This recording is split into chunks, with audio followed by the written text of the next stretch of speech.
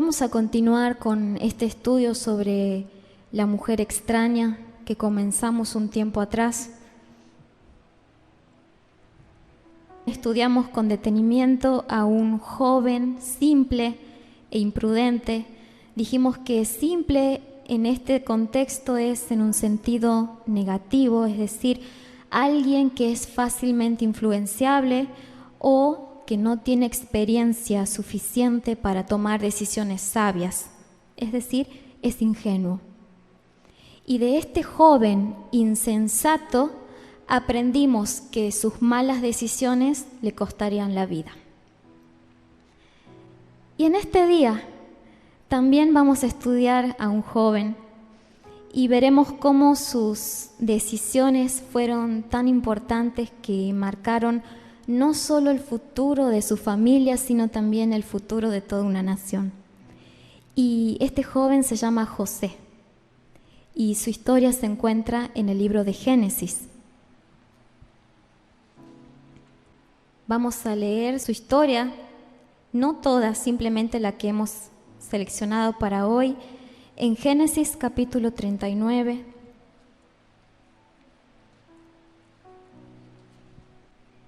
Y como una pequeña biografía, introducción a este joven que vamos a estudiar hoy, podríamos decir que su padre se llamó Jacob.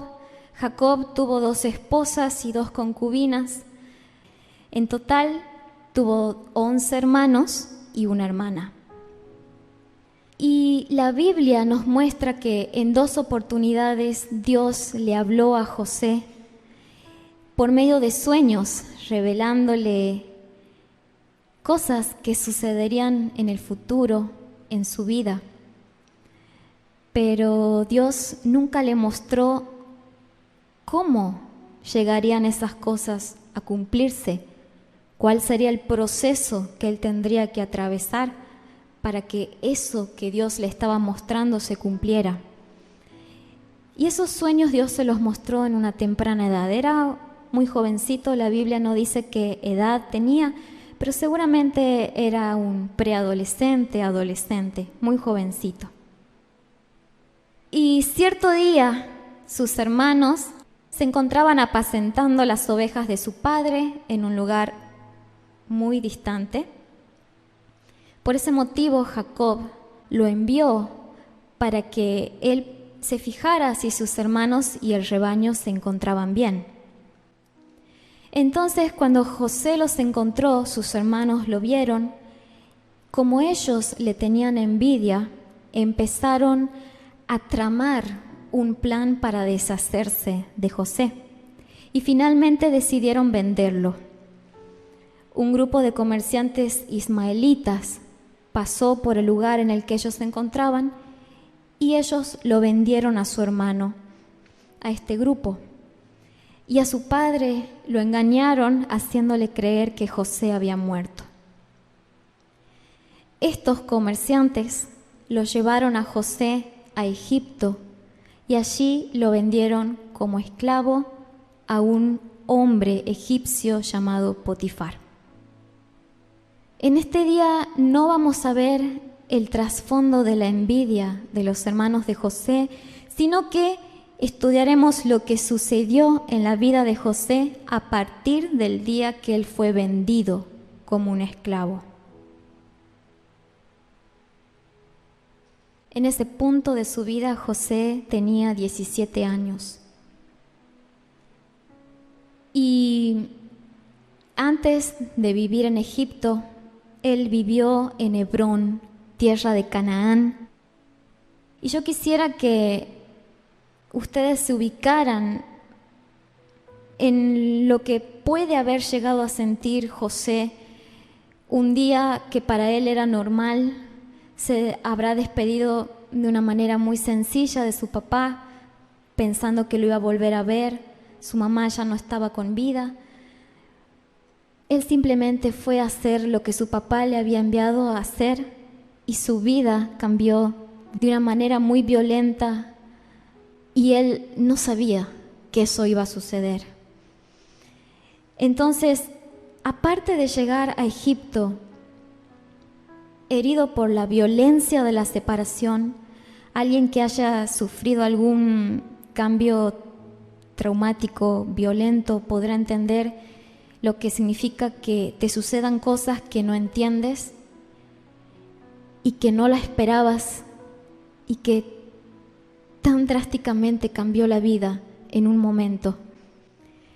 Herido por todo eso que había sufrido en ese momento y por la traición que no esperaba que sucediera de parte de sus hermanos, y sin idea tampoco de saber lo que le esperaría en ese lugar, una tierra que él no conocía, experimentó un gran choque cultural. Él estaba acostumbrado a vivir como nómada y a cuidar de ovejas. Él y toda su familia adoraban solamente a Yahweh, y de repente se encuentra en la sociedad más avanzada del mundo, con hermosas casas y grandes pirámides. Algunas de ellas ya tenían aspecto antiguo, la esfinge ya había sido esculpida. Se encuentra con gente que era culta y refinada. Se encontró con un nuevo idioma y con un pueblo que adoraba a muchos dioses. Teniendo todo esto en mente, vamos a comenzar nuestra lectura en Génesis 39, versículo 1, que dice: Llevado pues José a Egipto, Potifar, oficial del faraón, capitán de la guardia, varón egipcio, lo compró de los ismaelitas que lo habían llevado allá. Entonces, ya sabemos que José había sido vendido en la tierra de Egipto a un hombre que se llamaba Potifar, y ahora tenemos más información. Este hombre era un oficial de Faraón, capitán de la guardia, y Faraón era el título que se daba a todos los reyes de Egipto. Es decir, que cuando decimos Faraón es lo mismo que decir rey. Ahora, Potifar era un hombre de autoridad en Egipto. Por su cercanía al faraón, tenía muchas riquezas. Y las familias ricas egipcias acostumbraban a construir casas de 2 o 3 pisos con jardines y terrazas hermosas. A ellos les gustaba tener en sus casas actores que actuaran y ellos mirarlos comiendo frutas en tazones finos. Sus casas estaban decoradas con floreros de piedra de alabastro, pinturas, hermosos tapetes y sillas talladas a mano. La cena se servía en platos de oro e iluminaban sus cuartos con candelabros de oro. Los sirvientes, como es el caso de José, trabajaban en el primer piso, mientras que la familia ocupaba los pisos superiores.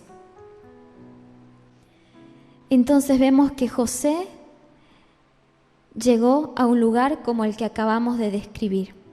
Y dice el versículo 2, Mas Jehová estaba con José, y fue varón próspero, y estaba en la casa de su amo el egipcio.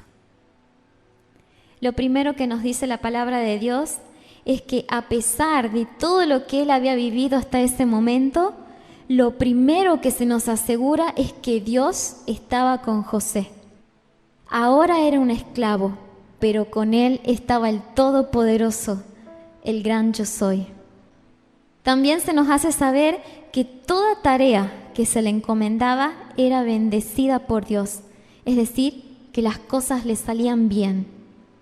Y en el tiempo antiguo había 2 tipos de esclavos: los que habían sido prisioneros de guerra. Estos esclavos eran enviados al campo y allá tenían un trabajo muy duro y una vida muy difícil porque ellos vivían bajo el cuidado de los capataces, y los otros eran aquellos que eran comprados por dinero. Y este fue el caso de José. Estos esclavos eran empleados en trabajos domésticos, recibían un mejor trato y también gozaban de libertad. Es importante saber también que la Biblia no nos menciona que José habitó en la casa de los siervos, sino que José estaba en la casa de su amo. Es decir, que él era un miembro de confianza de la casa de Potifar. Versículo 3. Y vio su amo que Jehová estaba con él y que todo lo que él hacía, Jehová lo hacía prosperar en su mano. Esto es importante que tengamos presente, que su amo vio. ¿Y qué es lo que su amo vio? Que Jehová estaba con él y la obra que Dios hacía a través de este jovencito de 17 años. Versículo 4. Así halló José gracia en sus ojos y le servía. Y él le hizo mayordomo de su casa y entregó en su poder todo lo que tenía. Y aconteció que desde cuando le dio el cargo de su casa y de todo lo que tenía, Jehová bendijo la casa del egipcio a causa de José. Y la bendición de Jehová estaba sobre todo lo que tenía, así en el campo como en la casa. Y dejó todo lo que tenía en mano de José, y con él no se preocupaba de cosa alguna, sino del pan que comía. Y era José de hermoso semblante y bella presencia. Aquí vemos cómo hay una palabra importante, es la palabra gracia. Previamente leímos que la mano de Jehová estaba con él, y porque Jehová nuestro Dios estaba con él, José halló gracia ante los ojos de este amo egipcio. Y el grado de confianza de Potifar fue tan grande que él no dudó en delegarle mayores responsabilidades. Ahora, algo que es importante que nosotros tengamos en cuenta y que recordemos es que José no sabía nada del idioma, ni de la cultura, ni las costumbres o las formas de hacer negocio en ese país. Sin embargo, la gracia de Dios lo capacitó. Y Potifar vio en José a alguien en quien él podía confiar por completo. Todo estaba bajo la responsabilidad de José, como hemos visto en el versículo 4 dice, y entregó en su poder todo lo que tenía. Ser mayordomo quiere decir que José debía cuidar de los intereses de su amo. Hoy en día sería como el encargado, el CEO de una empresa, alguien que tiene que bregar por el bien del lugar y su trabajo es hacer que ese lugar crezca, se multiplique. Y ese fue el puesto que Potifar le dio a José. Jehová bendijo la casa del egipcio a causa de este jovencito llamado José. Es muy importante que en un lugar en donde hay mucha oscuridad haya un hijo de Dios verdadero. Porque hay muchos que dicen que son hijos de Dios, pero uno que sea verdadero, alumbrando con la luz de Jesús. Porque por causa de ese hijo fiel y verdadero, Dios bendice ese lugar. Aunque sus jefes o superiores sirvan a otro Dios.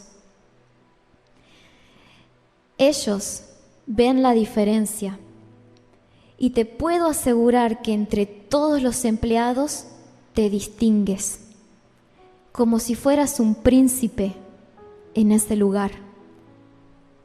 Tu presencia es respetada, tu palabra es tenida en cuenta y hasta tus superiores buscan tu consejo. Y cuando este hijo verdadero de Dios se retira de ese lugar nunca más vuelve a ser el mismo. Y ese hijo verdadero de Dios Cuando se retira, los que quedan lo alaban, lo comparan con otros para vergüenza de otros. Por eso, a ti que me estás escuchando en esta tarde, quiero decirte que es muy importante que guardes la palabra de Dios. En la primera prédica de este estudio vimos que guardar la palabra de Dios es ponerla en práctica. Y como estuvimos estudiando, cuando haces esto, Dios respalda tu testimonio. No estoy diciendo que la vida va a ser fácil y que no vas a tener problemas, porque José era esclavo, pero aún así, la gracia de Dios se manifestó a través de él y Dios bendijo la obra de sus manos. José era fiel en un lugar que era completamente alejado de Dios. Y nos dice al final del versículo 6, y era José de hermoso semblante y bella presencia. Versículo 7, aconteció después de esto que la mujer de su amo puso sus ojos en José y dijo, duerme conmigo. A partir de este momento podemos ver que aparece una mujer que tuvo un proceder similar al de la mujer que analizamos en el Proverbio 7. Esta mujer puso sus ojos en él como la mujer extraña que acecha y con descaro puso en evidencia sus intenciones malvadas. Continuemos la lectura en el versículo 8. Y él no quiso, y dijo a la mujer de su amo, he aquí que mi señor no se preocupa conmigo de lo que hay en casa, y ha puesto en mi mano todo lo que tiene. No hay otro mayor que yo en esta casa, y ninguna cosa me ha reservado sino a ti, por cuanto tú eres su mujer. ¿Cómo pues haría yo este grande mal y pecaría contra Dios? Aquí podemos ver que el accionar de José contrasta con el proceder del joven de Proverbios 7. Su respuesta puso en evidencia su temor a Dios y la integridad de su carácter. José reconoció que no podía traicionar a aquel que había depositado toda su confianza en él y le recordó a esta mujer que ella era esposa de Potifar. Aparte de eso, llamó a esta acción un grande mal. Y lo más importante, le declaró que acceder a su pedido sería pecar contra Dios. Pecar significa errar en el blanco, es decir, que hay una falla. En este caso sería fallar en hacer lo que Dios quiere que hagamos. José le dijo que si él accedía a su pedido, sería fallar en hacer lo que Dios quiere que él haga. No puso excusas, enfrentó la situación con valentía y llamó las cosas por su nombre. Ahora, parecía ser que el código de la moral de la mujer egipcia era libre. Así que a la mujer de Potifar no le importaba lo que su esposo podía sentir. Ese argumento no iba junto con su moral y además era una pagana. Así que los argumentos sobre pecar contra Dios tampoco le importaban. Y hay personas a las que le agrada lo que está fuera de su alcance. Pero en esta acción no hay nada de amor, sino que es solo un impulso de lujuria que lleva a la destrucción. Así como un depredador, como estudiamos en la enseñanza anterior, esta persona solamente busca atrapar su presa, devorarla y después buscar otra. Y esta forma de accionar solo hace que el ser humano se encuentre en un punto demasiado bajo, debido a que deja de mirar a los demás como a personas, sino como a objetos de uso y descarte. Y en esta tarde quiero decirte que si sientes que tu vida se encuentra en un ciclo de conquista y descarte y solo estás buscando trofeos, el consejo para ti es que en primer lugar te arrepientas.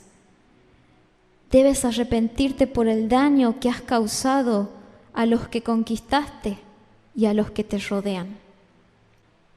Luego busca la ayuda de Dios, porque necesitas sanar tu mente. Necesitas ver a tu prójimo de otra manera, con respeto y con valor.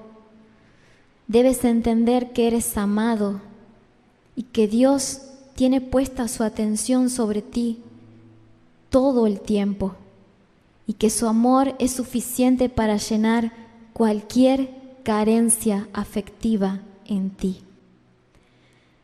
El juego de la lujuria solo te lleva a la propia destrucción y también a la destrucción de los que te rodean, porque muchas de las consecuencias de tus acciones recaen sobre los inocentes que están a tu lado.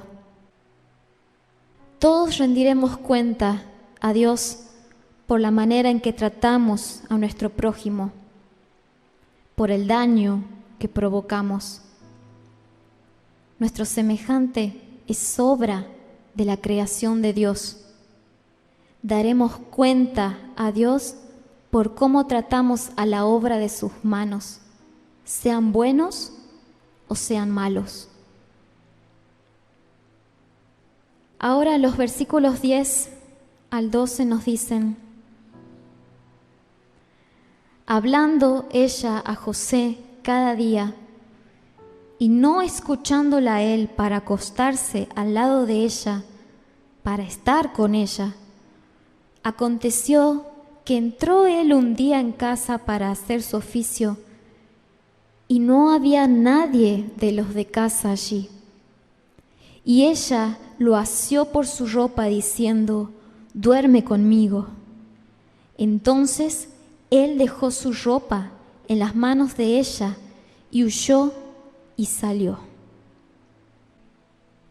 En la prédica anterior vimos a un joven falto de entendimiento que se dirigió hacia la casa de una mujer adúltera y cuando él se acercó, ella con descaro le hizo la misma propuesta que la mujer de Potifar le hizo a José.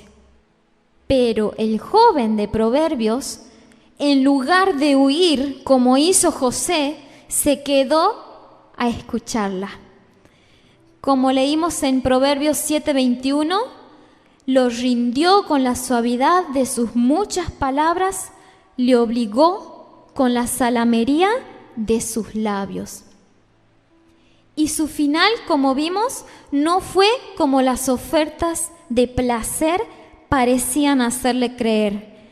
Porque leímos en los versículos 22 y 23 de Proverbios 7 que su final fue como va el buey al degolladero y como el necio a las prisiones para ser castigado, como el ave que se apresura a la red y no sabe que es contra su vida hasta que la saeta traspasa su corazón. Y una versión dice, y no sabe que esto le costará la vida. Ahora, regresando a José, en ningún momento leemos que él haya estado coqueteando o flirteando con la mujer ajena.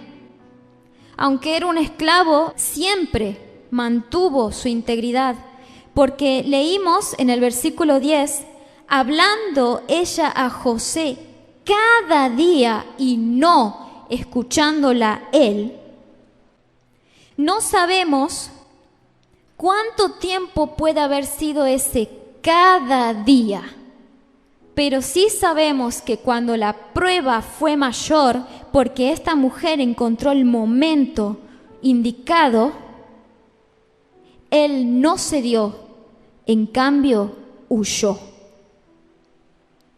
En los versículos 13 al 18 de Génesis podemos leer que ella se vengó y falsamente lo acusó ante sus otros siervos egipcios y luego ante su esposo de intentar abusar de ella. En su frustración, no solo hizo una falsa acusación de José, sino que hasta lo despreció por no ser egipcio. Como dice el versículo 14, llamó a los de casa y les habló diciendo: mirad, nos ha traído un hebreo para que hiciese burla de nosotros. Y tal vez nosotros podríamos decir que este comentario fue despectivo y hasta racista. Pero podemos leer de los registros egipcios que se encontraron que ellos se creían superiores a los pueblos extranjeros. Y todo esto sucedió luego de que José hubiera estado sirviendo en la casa de Potifar por 11 años. Así que en este punto, cuando sucedió esto, José tenía 28 años. Ahora leamos los versículos 19 y 20 que nos dicen: y sucedió que cuando oyó el amo de José las palabras que su mujer le hablaba diciendo: así me ha tratado tu siervo, se encendió su furor. Y tomó su amo a José y lo puso en la cárcel donde estaban los presos del rey, y estuvo allí en la cárcel. Ahora, la esposa de Potifar sabía que una acusación así podía significar una sentencia de muerte para José. Pero aún allí estaba la mano de Dios preservando a su siervo fiel. Seguramente Potifar sabía quién era su esposa y también sabía quién era José. Por ese motivo tuvo misericordia y en vez de quitarle la vida lo puso en la cárcel. Pero por la forma en la que la mujer de Potifar hizo la acusación y teniendo en cuenta que José era un esclavo, no podía mantenerlo en su casa. Y José, por ser esclavo, tampoco tenía derecho a defenderse. Y esto nos recuerda muchas veces cuando sobre nuestras vidas se levantan dedos acusadores, bocas que difaman. Y el primer instinto que tenemos es esa bronca que nos sube desde adentro y que lo primero que queremos hacer es defendernos. Pero este siervo fiel se encontraba en una situación en la que sus palabras no tenían valor, por más que fueran ciertas y por más que su testimonio hablara fuertemente. Pero la misericordia de Dios aún la podemos ver en ese momento de impotencia que se siente. Ahora sigamos leyendo un poco más. Versículo 21. Pero Jehová estaba con José y le extendió su misericordia. Y de nuevo aparece esta palabrita: y le dio gracia en los ojos del jefe de la cárcel. Y el jefe de la cárcel entregó en mano de José el cuidado de todos los presos que había en aquella prisión. Todo lo que se hacía allí, él lo hacía. No necesitaba atender el jefe de la cárcel cosa alguna de las que estaban al cuidado de José, porque Jehová estaba con José y lo que él hacía, Jehová lo prosperaba. De nuevo, vemos la gracia de Dios sobre este joven diferente. Y el talento que Dios le había dado para administrar aún dio frutos en su prisión. Pero no todo era color de rosas para José. Las prisiones eran lugares en malas condiciones. Y en los tiempos antiguos los prisioneros eran culpables hasta que se demostrara su inocencia y no tenían derecho a que se los juzgara inmediatamente. Por eso muchos prisioneros nunca llegaban a las cortes, porque los juicios se llevaban a cabo cuando el gobernante lo deseaba. Y nosotros veremos que José estuvo 2 años en la cárcel y salió de la prisión, pero no porque Faraón haya deseado realizar el juicio que estaba en su contra, sino que lo mandaron a llamar. Vamos a leer en el 41, versículo 1, nos dice: aconteció que pasado 2 años tuvo Faraón un sueño. Recordemos que José tenía 28 años cuando fue acusado falsamente y puesto en la prisión. Ahora pasaron 2 años, José ya tiene 30. Y Faraón tuvo un sueño, y la Biblia nos cuenta que no se encontró quien pudiera interpretarlo hasta que el copero que lo servía se acordó de José, porque él había estado en la prisión y José había interpretado un sueño al copero y se había cumplido como José había dicho. Entonces Faraón mandó a llamar a José, y ese fue el momento en el que él salió de la cárcel. Y cuando José se presentó ante Faraón, en el capítulo 41, versículo 16, dice: respondió José a Faraón diciendo: no está en mí, Dios será el que dé respuesta propicia a Faraón. De nuevo, vemos que José es presentado ante la persona más importante de esa nación.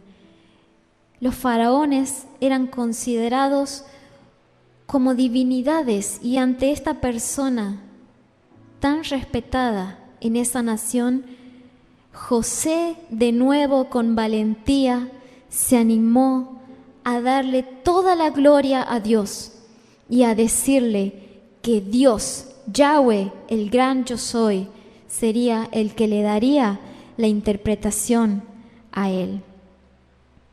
Leamos los versículos 37 al 46. Previamente a esto, José interpretó el sueño. Dios le estaba mostrando a Faraón que vendrían 7 años de abundancia, pero también vendrían 7 años de hambre. Entonces José, aparte de la interpretación, como Dios le había dado esa capacidad de administrar, Dios también le dio el discernimiento para que supiera cuál sería la solución para estar preparados para esos 7 años de hambre. Entonces, en el versículo 37 leemos: el asunto pareció bien a Faraón y a sus siervos. Y dijo Faraón a sus siervos: ¿acaso hallaremos a otro hombre como este, en quien esté el Espíritu de Dios? Y dijo Faraón a José: pues que Dios te ha hecho saber todo esto, no hay entendido ni sabio como tú. Tú estarás sobre mi casa, y por tu palabra se gobernará todo mi pueblo. Solamente en el trono seré yo mayor que tú. Dijo además Faraón a José: he aquí, yo te he puesto sobre toda la tierra de Egipto. Entonces Faraón quitó su anillo de su mano y lo puso en la mano de José, y lo hizo vestir de ropas de lino finísimo, y puso un collar de oro en su cuello, y lo hizo subir en su segundo carro, y pregonaron delante de él: doblad la rodilla. y lo puso sobre toda la tierra de Egipto. Y dijo Faraón a José: yo soy Faraón, y sin ti ninguno alzará su mano ni su pie en toda la tierra de Egipto. Y llamó Faraón el nombre de José Safnat Panea, y le dio por mujer a Asenat, hija de Potifera, sacerdote de On. Y salió José por toda la tierra de Egipto.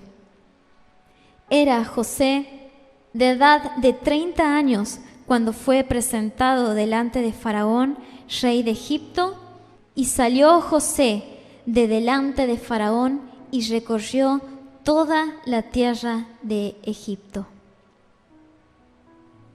Anteriormente vimos cómo José había perdido absolutamente todo. Y de repente, en un momento, pasó de estar en lo más bajo a lo más alto. Recordemos que el comienzo del punto más triste de su vida fue muy violento, traumático seguramente, pero también en un momento llegó la restauración para su vida. Simplemente porque este joven había decidido serle fiel a Dios, costara lo que le costara. José había decidido honrar a Dios. Porque cuando él enfrentó a la mujer de Potifar, él estaba hablando, recordemos, como un esclavo.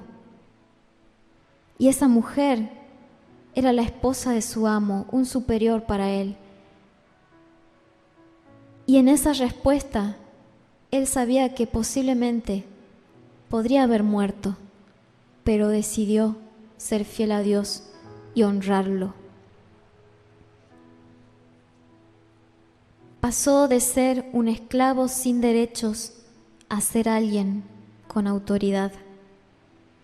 Antes administraba la casa de su amo y los asuntos de la prisión, y ahora gobernaba toda una nación. Tal vez por su condición de esclavo no pudo defenderse ante las acusaciones de la esposa de Potifar, pero ahora, por su palabra, se gobernaría a un pueblo. Leímos que Faraón le entregó 3 elementos que son muy significativos. El primero es su anillo con sello. Este anillo era usado para firmar documentos públicos y su impresión, es decir, cuando se sellaba, su impresión era más válida que la firma del rey. Lo vistió de honor al cambiarle la vestidura y le puso un collar de oro, lo cual demostraba el rango, porque la forma lisa u ornamental de ese collar indicaba el grado y la dignidad de la persona. Podemos ver que también Faraón mandó a que se arrodillaran ante José. Y ese fue un momento importante. Y seguramente habrá estado presente Potifar, y no sabemos si también estuvo presente su esposa. Y Dios en su justicia hizo que aquellos que le desearon la muerte y su mal, ahora debían rendirle honor. Lo elevó delante de sus enemigos por haber sido un hijo fiel. La esposa de Potifar lo menospreció por ser hebreo, diciendo que su esposo lo había llevado a casa para hacer burla de los egipcios.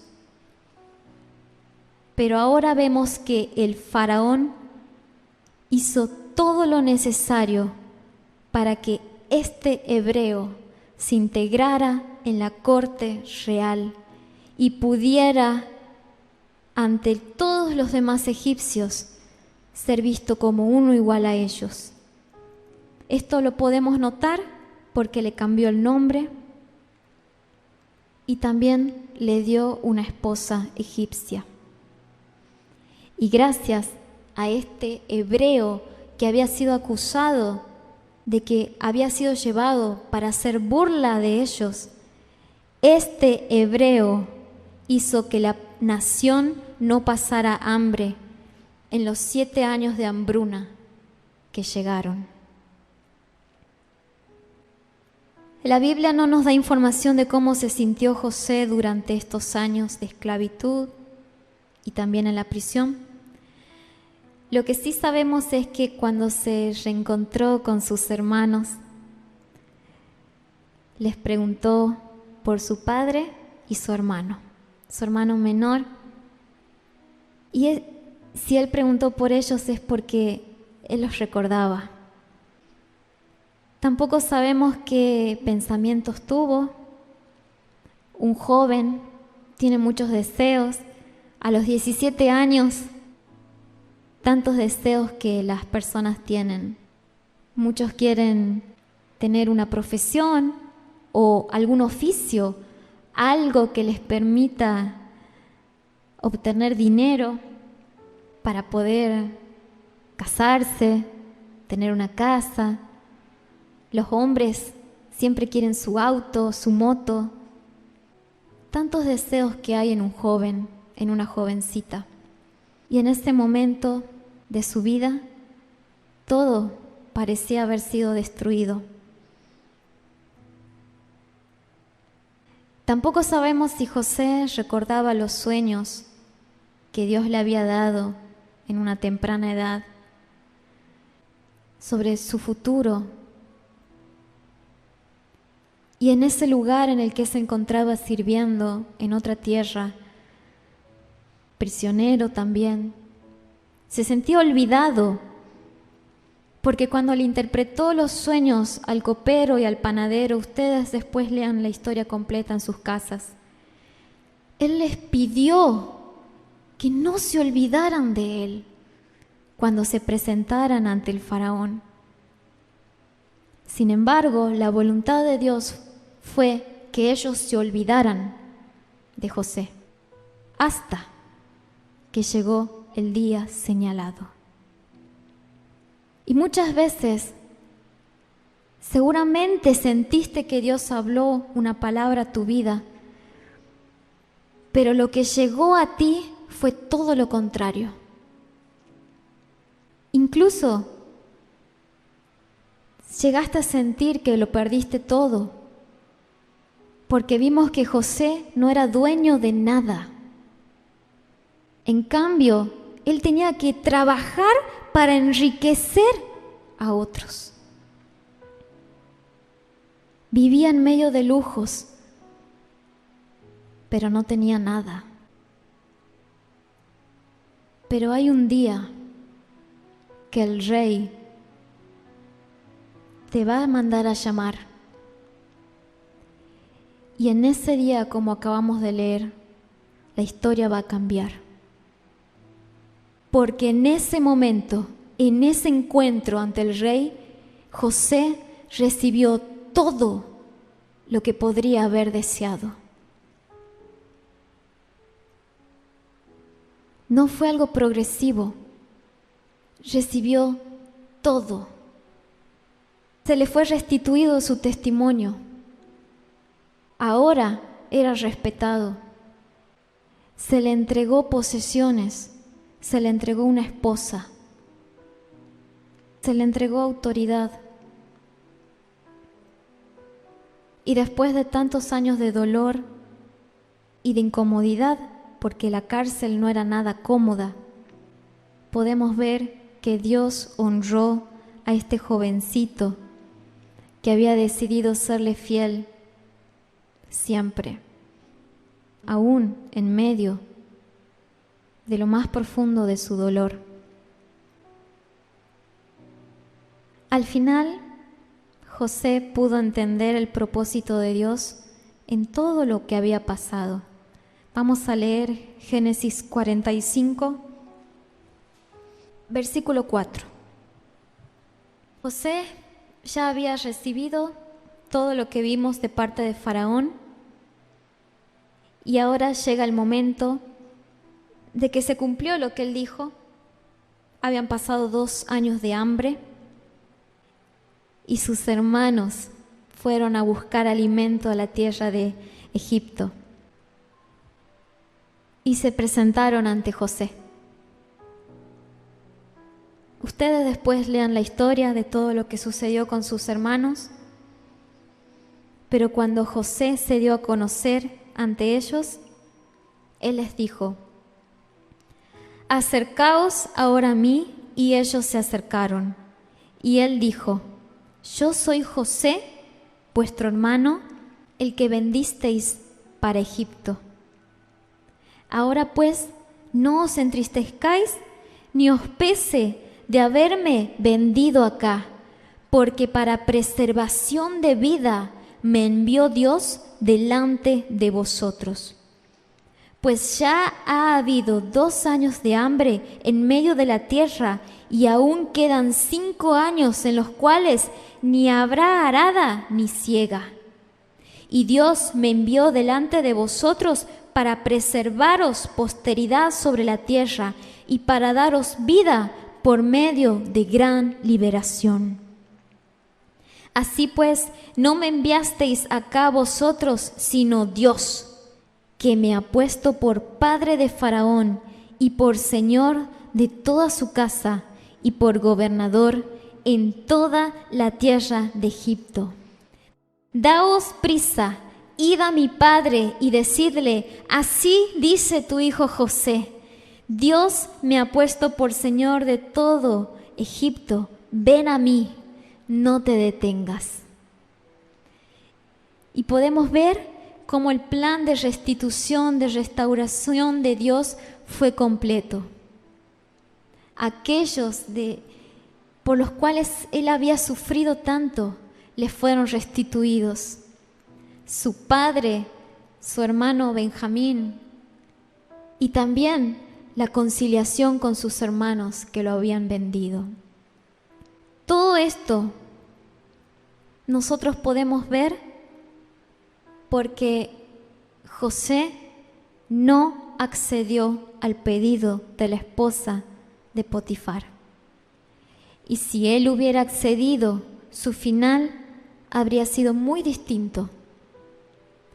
Uno de vergüenza y muerte. Por eso en esta tarde no vine para decirte que si tú lo honras a Dios, tendrás el mismo destino de José.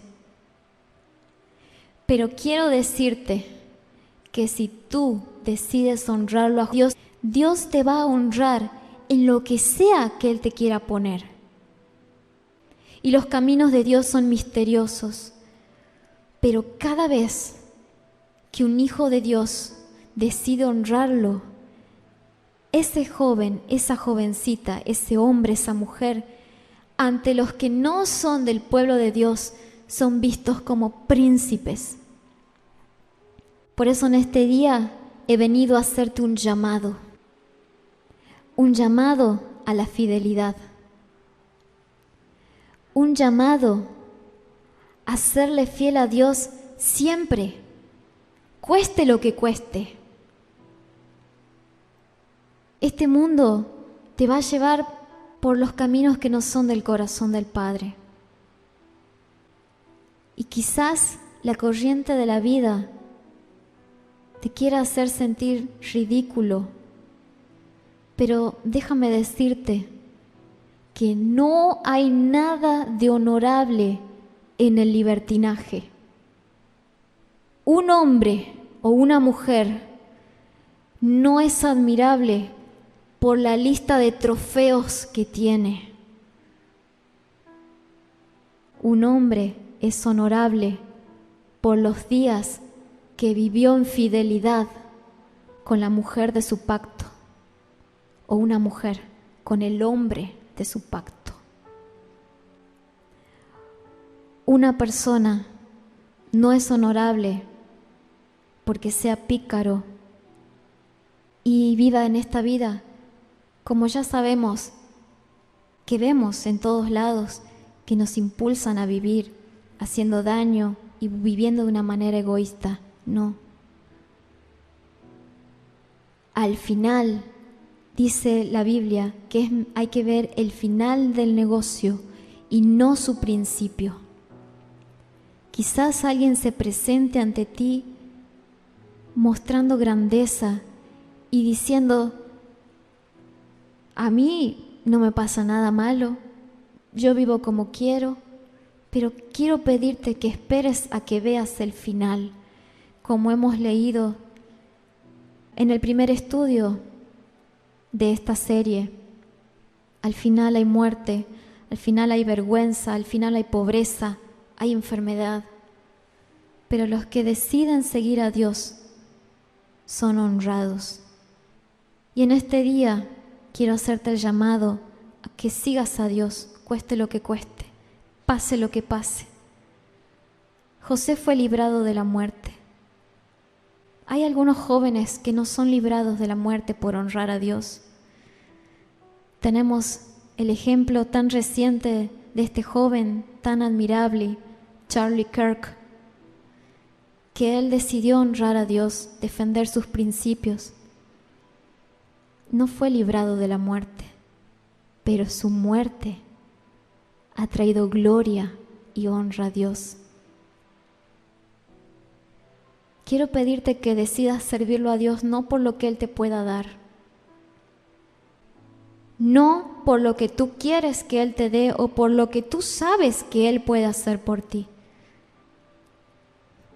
El Padre en este día te está diciendo: quiero que me seas fiel porque me amas y has decidido honrarme, te dé o no te dé, vivas o mueras. Porque déjame decirte algo, Dios lo honró a José en vida. ¿Y diremos que los que mueren no recibieron honra? Dios no es injusto. En la eternidad, el que merecía recibir honra será honrado. Y el que no merecía recibir honra no será honrado. Y si contamos cuánto mide la eternidad con lo pequeñita que es nuestra vida acá, ¿qué tiene más valor? Trabaja por lo que es eterno. Donde está tu tesoro, está tu corazón. Si tu tesoro está en los cielos, vas a trabajar para que ese tesoro crezca.